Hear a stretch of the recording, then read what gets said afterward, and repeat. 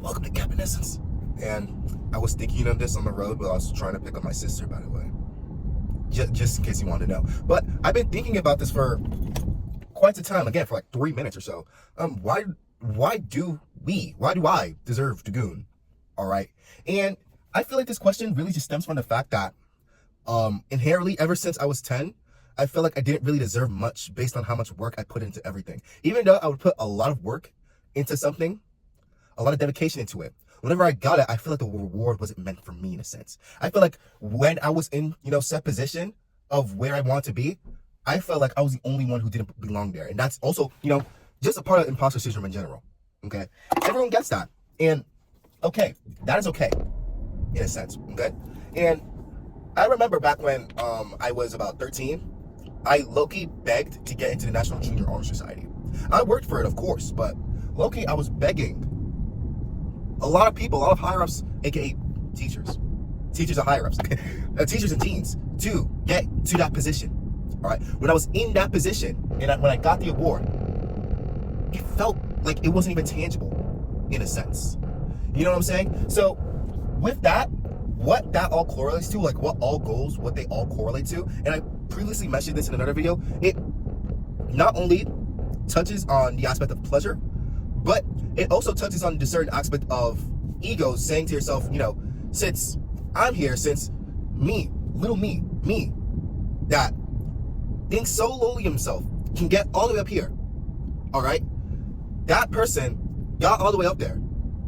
For some way, somewhat, somehow, or something like that, I got to my goal.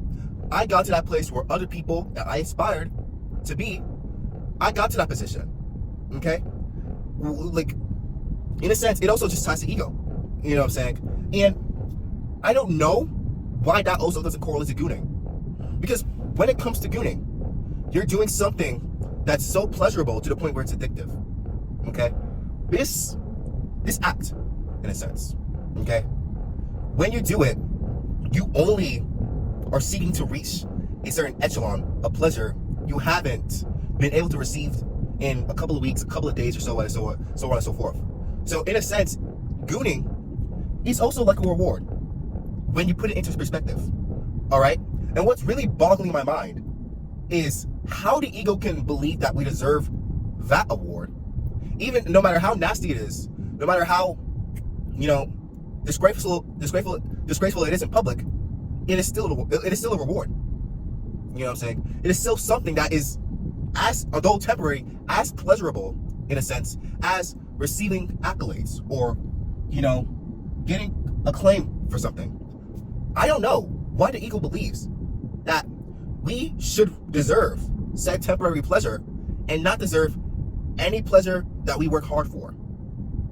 But the thing is, they both coincide due to the fact that we work hard to get a nut off when it comes to gooning, and we work hard to achieve our goal, in a sense. Both kind of coincide, and I'm still just really, really confused on why the ego confuses them both, and why the ego tells us, oh shoot, you deserve this, all right? You're not supposed to feel bad you're not supposed to feel bad for gooning because of the fact that, oh shoot, you got to this place, you don't deserve it.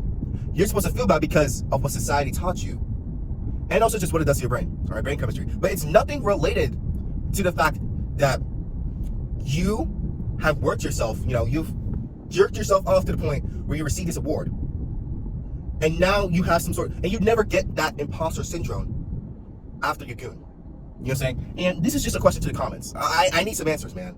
I need to know how my brain works. I'm sorry. Not my brain works. Not my brain. All right? This is for people in general. I'm sorry.